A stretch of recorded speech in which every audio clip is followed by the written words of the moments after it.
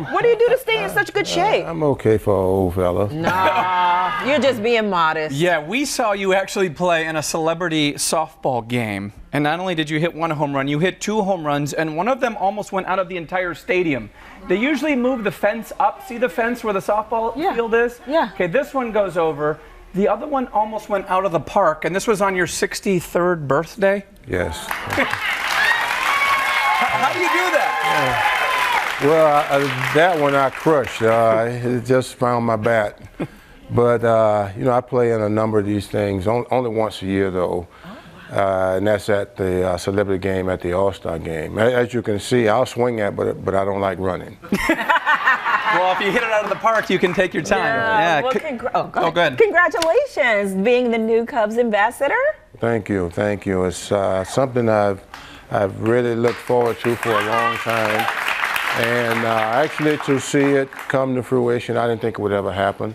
Why? Why is that? Well, I was down in Florida. Sure. I was there for 15 years, but with the change in ownership, a lot of times that's the tendency that they have. They'll bring in their own personnel, and that kind of opened the door for me to come back home to Chicago. Right. Yeah, I know when you were inducted into the Hall of Fame, you really wanted to go in as a Cub. Baseball decides who goes in at what team, and they chose the Expos, but I know that was important to you. You wanted to be a Cub Hall of Famer. Yes, I did. You know, they were more interested in the history of the game. I felt Chicago was where I had my biggest impact. It kind of rejuvenated the second half of my career. I can understand playing in Montreal for 10 years, but there was nowhere like Chicago. Yeah. All right. We still think of you as a Cubs Hall of Famer here. Exactly, and that's music to the ears of all the Cubs fans. I got to ask you, how did you get the nickname the Hawk? That's early childhood. One of my uncles he'd hit me ground balls. I was actually probably in the way practicing with a men's travel team, and he said, I charge ground balls in the infield. You're not supposed to do it that way. You're supposed to wait and let the ball come to you. But I charged it, and one took a bad hop, and I kind of pounced on it, and he said, no, you're not a Hawk. And he said, yeah, well, maybe I'll start calling you Hawk. Oh, wow. And it stuck. And in all of those years, you know, for me, it was a form of not intimidation, but concentration, focus, and I had that intense scowl about me, and people thought I was unapproachable, so it was fine with me. Yeah. You like the people think you're unapproachable. Yes. Yes, only 5 guys in the history of baseball have more than 400 home runs, have more than 300 stolen bases. You could do it all on the baseball field, but the one thing you couldn't do, and you didn't learn until later in life, was how to swim, and that's why you're here today. Tell us about this journey. Yeah, I did wait kind of late, didn't I? You know, I was approached at a Make-A-Wish Foundation dinner, and a gentleman said he'd like to introduce me to someone who had a swimming school. They were looking for a local celebrity to be a spokesperson. And I didn't really think that I would be cut out for it because I couldn't swim.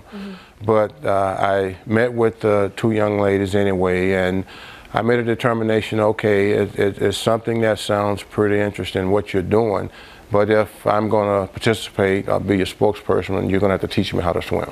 Right. Tell me why you had not learned how to swim in all those years. Well, you know, you're surrounded by water. People say, well, you should know how to swim all of the water that's around South Florida. Well, I say I get in an airplane, that don't mean I know how to fly.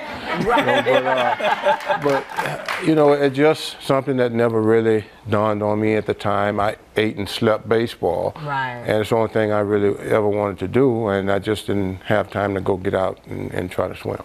Wow. Okay, well, let's bring in the co-founder of Baby Otter Swim School and Andre's partner in this movement, Marlene Bloom. Hi, Marlene. Hi. It must be pretty cool for you to have such a great partner as Andre. Phenomenal. He is the best, I tell you, the absolute best. We love him. Right. I know the program's been named after Andre Dawson now. Why is it so important to get people to learn how to swim and do it at an early age, Marlene? The drowning statistics are horrendous, and if we can save a child's life, then that's what we need to do. I designed a program because my daughter had no fear of the water, would just walk in, and I'd have to pull her out. She was only 2 years old, I called the Red Cross, the YMCA. Well, she's not 3 yet, so we can't teach her to swim. Oh, really? And I said, well, kids are drowning under the age of 3. Yeah. So I spent the summer experimenting with my friends' kids and came up with this 5-day program. So in 5 days, private lessons, a half an hour each lesson, they can learn to, if they fall in the water, to turn, kick. In 5 days you can do that? In 5 days, yes, ma'am. And this is a personal story for you too, Val. It is a personal story for me because I can't swim.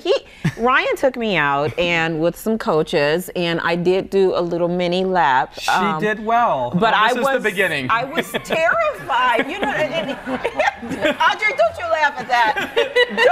This was part of our Face Your Fears show, and this was a big fear that And Val you see, had. there were 3 big men in that pool, and I still went in with a donut.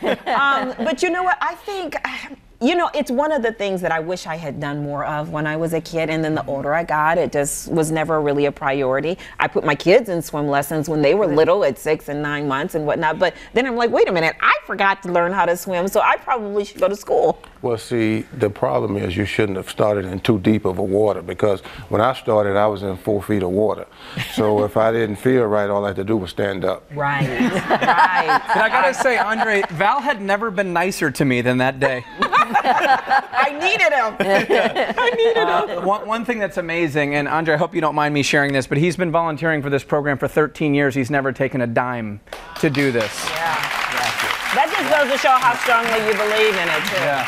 Yes, they've, you know, done a tremendous job, and it was exciting for me to see the babies in the pool.